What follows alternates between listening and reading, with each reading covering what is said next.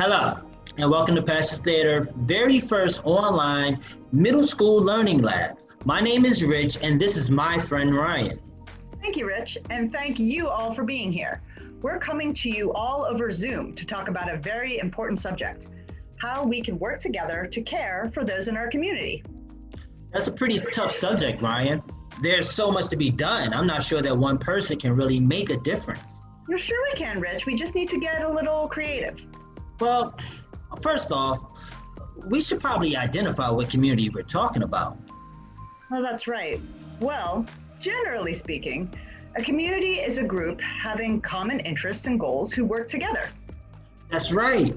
A community can be school, in your neighborhood, or even on your basketball team. You know, in her memoir, A City Year, Susan Goldsmith says, communities are not built of friends or of groups with similar styles and tastes, or even of people who like and understand each other. They are built of people who feel they are part of something that is bigger than themselves. A shared goal or enterprise like righting a wrong, or building a road, or raising children, or living honorably, or worshiping a god. To build a community requires only the ability to see value in others, to look at them and see a potential partner in one's enterprise. So, you mean you don't even have to be friends with everyone in your community? Well, that's right. We can have differing opinions, but still share a common goal. I guess you're right. I don't always agree with John on my basketball team, but I pass the ball to him when he has the shot. Those points are important. Well, that's right. Building a community is not always easy. That's why it's important to make sure we're taking care of both ourselves and our community members as often as we can. Well, even though John is a great basketball player, I do know he doesn't always feel like he fits in with the team. I wonder if I could have helped him feel more comfortable. What do you mean? Well, he moved from another city, and he was kind of a new kid at first, and the coach, he didn't play him much because we weren't sure what position he was good at. And since some of the other guys didn't know him so well, they would never pass him the ball. Sounds like it must have been really hard for him. Hey, I know. Let's think about some ways you could help John know he's a valued member of your basketball community. Great idea. Is there someone in your community that you would like to help? Think about someone who you know who could use your help. Write their name at the top of a piece of paper and list some ways that you might be able to help that person. I'm going to type some things on my computer. Okay. Ways to help John.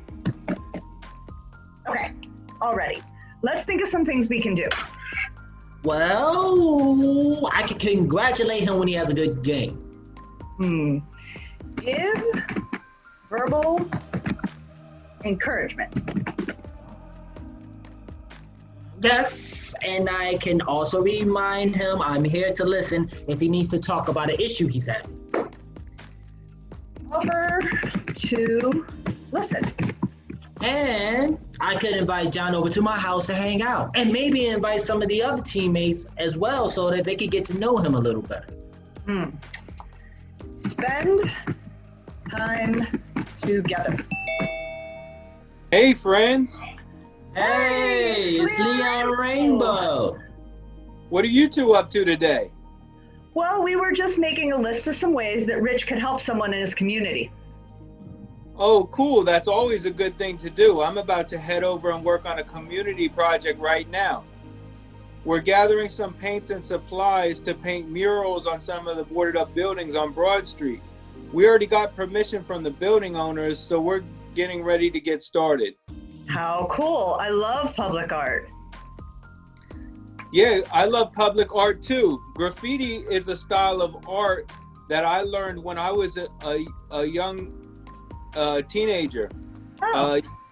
Yeah, the important part is to get permission, otherwise it's called vandalism and you could get in trouble for that. Yeah, wow. Well, how did you get started as an artist, Leon? I started at a young age. There was different movies that were about graffiti and hip hop, like Style Wars and Breakin'.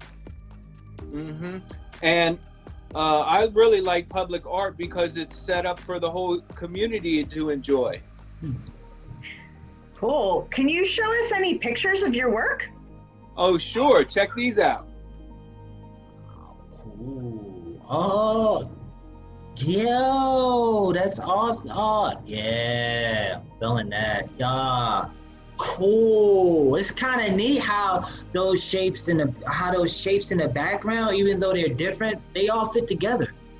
Hey, it's kind of like a community. I bet we can make a different shape for each member of your basketball team and include a list on the back of each one of how we can support them. Then at the end, they would all fit together like a Leon Rainbow mural. Wow, that's a great idea. That sounds like a good idea. To do this project, you'll need construction paper, a yardstick, or a straight edge, markers or crayons, tape and glue. So let's get started. So some of the things that I'm using, since I don't have a protractor right now, is these caps and bowls to make circles. So the first thing that I do is trace these circles onto paper and collect a bunch of ones in different colors. So yeah, I'm gonna take these different circular objects and trace them out on the paper using a pencil.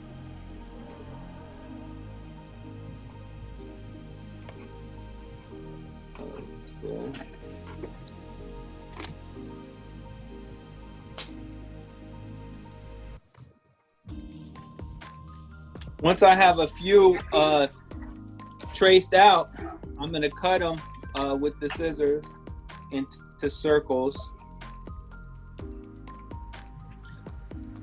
I think the easiest way to do it is to cut a bunch of circles in different sizes to get started out. So here are some that I've already cut up. Let me show you some of the different sizes. So I have some small, some medium, and some big. Okay. And then once you get to that, I use the yardstick or a straight edge to draw the line to cut some of these in half to start out.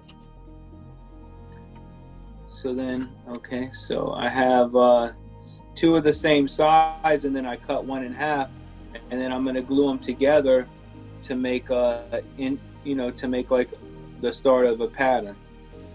Okay. And then I also found these squiggly scissors that make weird shapes that I used to do some of these. Yeah, and then we start to glue them together in different layers, and this is kind of what you wind up getting. So this is different circles that are cut and then cut with the squiggly lines and then glued together. I'm just using regular glue stick, but you could also use tape or regular school glue. And here are some of the different ones. I even took the pieces of some of the scraps that I had left and glued them all together on this one, and then say I would glue these two together to make another one. So we're taking all these different pieces and putting them together into one big piece. This is so much fun. Look, check it out. Rich, let me see yours. Wait. What do you think? Looks great. Thanks for the fun, guys, but I have to get going. These murals won't paint themselves. Thanks, Leon. Hey, I'll be sure to drop off those buckets and brushes I promised to donate later. Hey, I appreciate that. Thank you.